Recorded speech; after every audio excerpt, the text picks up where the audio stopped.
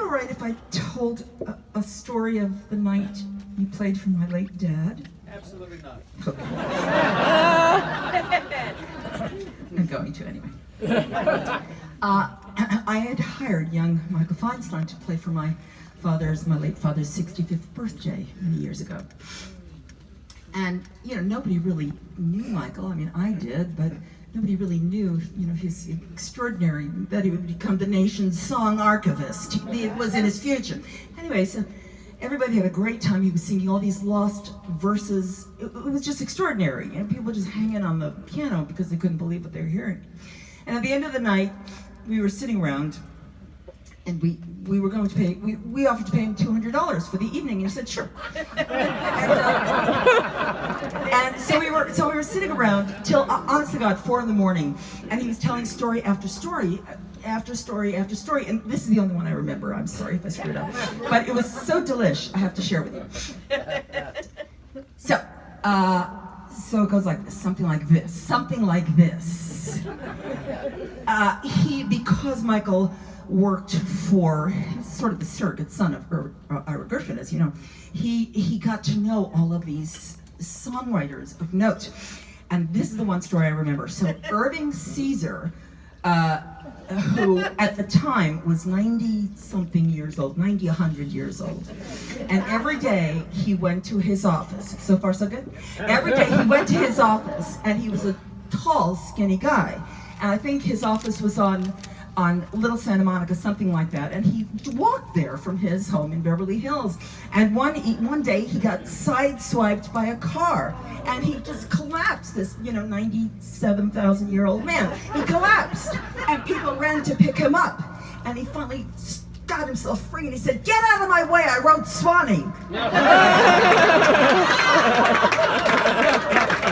The only thing I remember. I love it. I'm having a tattoo on my face. It's so great. Oh my goodness. All right. So all right, we've come to the end of the evening. You've been absolutely delicious to share this.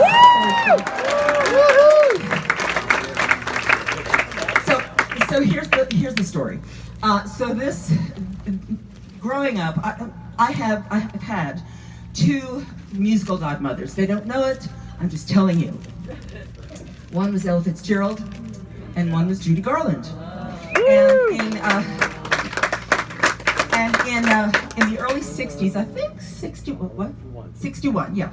She made this landmark album. It was a live concert from Carnegie Hall.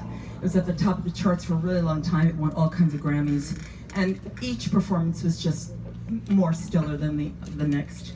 But there was this one song that I wanted to figure out how to pay tribute to her while making it a bit of my own. So I asked my dear friend Peter Hume if he would reconceive this remarkable song by Johnny Mercer and Harold Arlen. And we leave you with this. And thank you once again so much for sharing your evening with us. Here we go. Come rain or come shine.